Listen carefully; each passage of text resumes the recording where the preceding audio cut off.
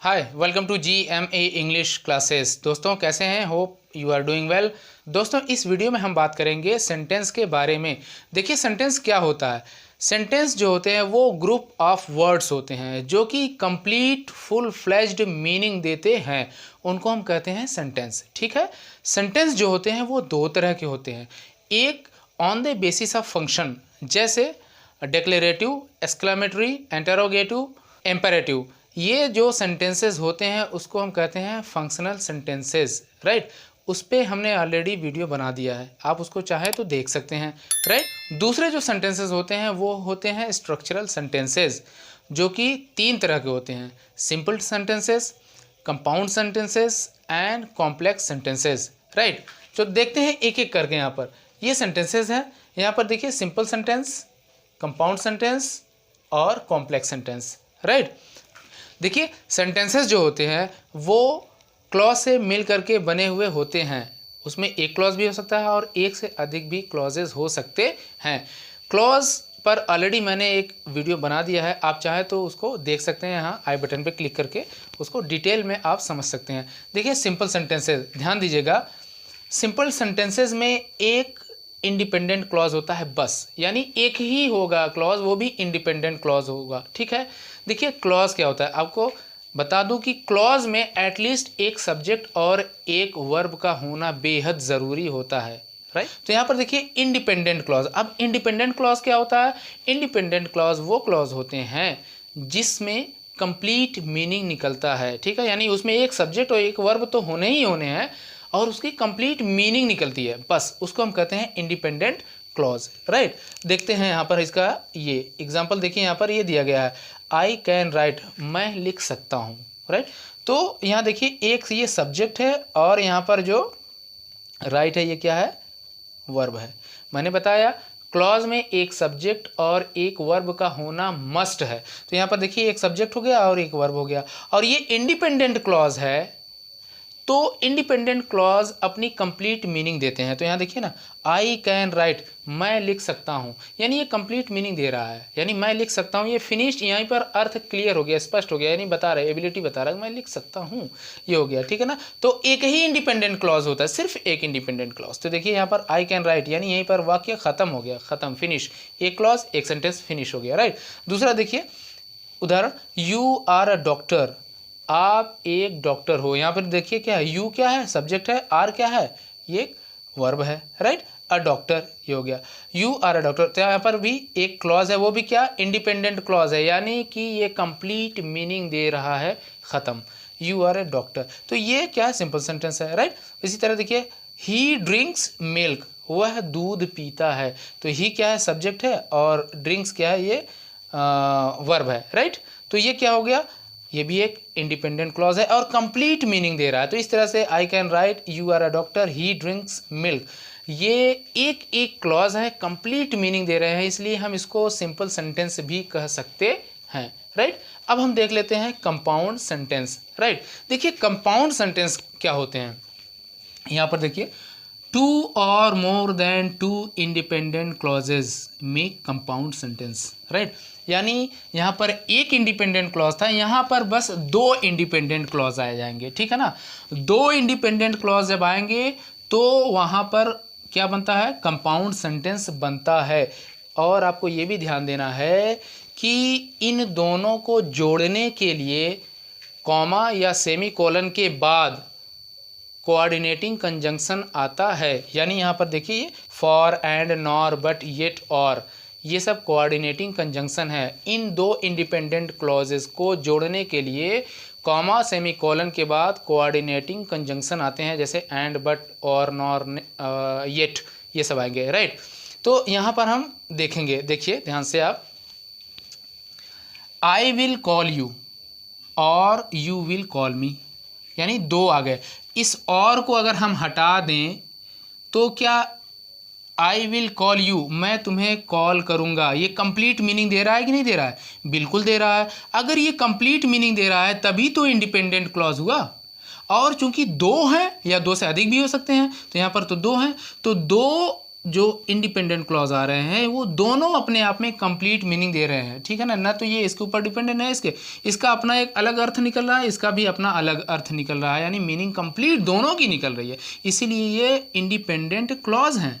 और दोनों चूंकि जुड़ रहे हैं एक सेंटेंस बनाने के लिए, किसके साथ, कॉमा लगा करके कोऑर्डिनेटिंग जंक्शन कंजंक्शन और लगा दिया है यहाँ पर हमने, तो ये जुड़ गए, तो ये दोनों क्या बन गए, कंपाउंड सेंटेंस बन गए, ठीक है। यानी एक इंडिपेंडेंट क्लॉज एक इंडिपेंडेंट क्लॉज क्या बन गए, कंपाउंड सेंटेंस बन गए, या हम कह सकते हैं एक सिंपल सेंटेंस मिल करके क्या बन गए, कोऑर्डिनेटिंग कंजंक्शन के साथ कंपाउंड सेंटेंस बन गए, राइट। तो देखिए एक बार फिर से देखते हैं, I will call you, one independent clause, इसको हमने जोड़ दिया किससे, कॉमा और लगा करके दूसरे इंडिपेंडेंट क्लॉज से जो कि है यू विल कॉल मी, या तुम मुझे कॉल करोगे। मैंने बताया कि हर क्लॉज में एक सब्जेक्ट और एक वर्ब होगा ही होगा, तो यहाँ पर भी देखिए आई सब्जेक्ट है और यहाँ पर कॉल वर्ब है, यहाँ भी यू सब्जेक्ट है कॉल वर्ब है, हो गया।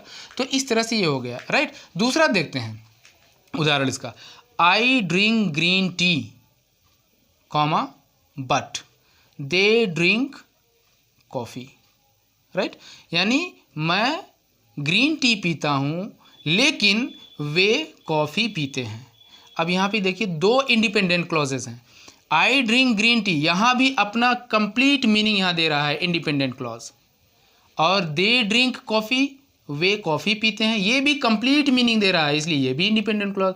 दोनों क्लॉजेस को हमने बट से यानी कोऑर्डिनेटिंग कंजंक्शन बट से हमने जोड़ दिया और ये बन गया कंपाउंड सेंटेंस, राइट। तो फिर से देख लेते हैं, आई ड्रिंक ग्रीन टी, मैं ग्रीन टी पीता हूँ बट लेकिन वे कॉफ़ी पीते हैं, ये भी हो गया कंपाउंड सेंटेंस। और ध्यान दीजिएगा जैसा कि मैंने बताया कि दो इंडिपेंडेंट क्लॉजेस कॉमा या सेमी कॉलन के बाद कोऑर्डिनेटिंग कंजंक्शन से जुड़ते हैं तब जाके कंपाउंड सेंटेंस बनते हैं। तो ये और जो है और ये बट, ये कोऑर्डिनेटिंग कंजंक्शन है जो कि कॉमा के बाद आए हैं, राइट।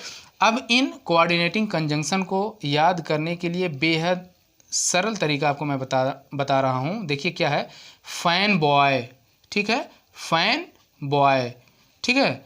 यहाँ पर देखिए ये क्या है, एफ से हो गया फॉर, ए से हो गया एंड, एन से हो गया नॉर, बी से हो गया बट, ओ से हो गया और, वाई से हो गया येट। ये कोऑर्डिनेटिंग कंजंक्शन है जो कि कंपाउंड सेंटेंस में लगाए जाते हैं, राइट। अब हम देख लेते हैं थर्ड वाला कॉम्प्लेक्स सेंटेंस। देखिए कॉम्प्लेक्स सेंटेंस क्या है, ये थोड़ा सा इससे और जटिल है, इसीलिए तो इसको कॉम्प्लेक्स कहा गया है। यहाँ पर क्या होता है देखिए ध्यान से, ये हो गया, यहाँ देखिए वन इंडिपेंडेंट क्लॉज, एक इंडिपेंडेंट क्लॉज होगा और उसके बाद एक या एक से अधिक यानी वन और more then one dependent clauses होंगे। यानी इसमें जो कॉम्प्लेक्स सेंटेंस होते हैं उसमें एक तो इंडिपेंडेंट क्लॉज होगा, उसके बाद एक या एक से अधिक डिपेंडेंट क्लॉज होगा, राइट।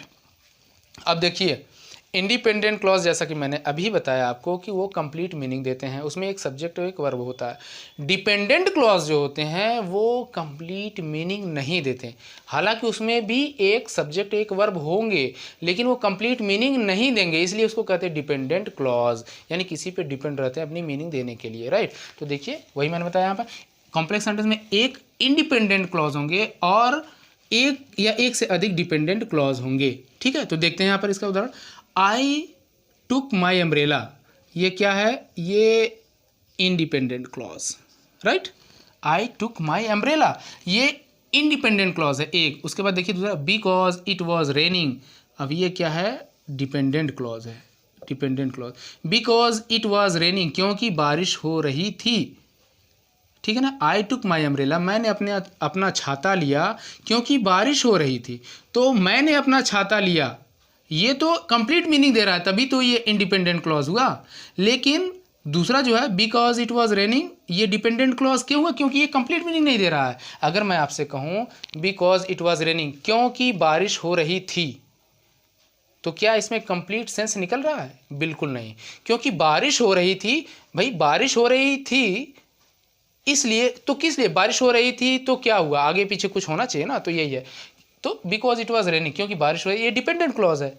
अब जब यहाँ पर हमने इंडिपेंडेंट क्लॉज लगाया तब जाकर ये कॉम्प्लेक्स सेंटेंस बन गया, ठीक है ना। तो मैंने छाता लिया क्योंकि बारिश हो रही थी, तो ये कॉम्प्लेक्स सेंटेंस हुआ। देखिए दूसरा वाला उदाहरण इसका, ही बॉट अ कार, ये क्या है, इंडिपेंडेंट क्लॉज है, ठीक है, IC मैं कर दे रहा हूँ, इंडिपेंडेंट क्लॉज।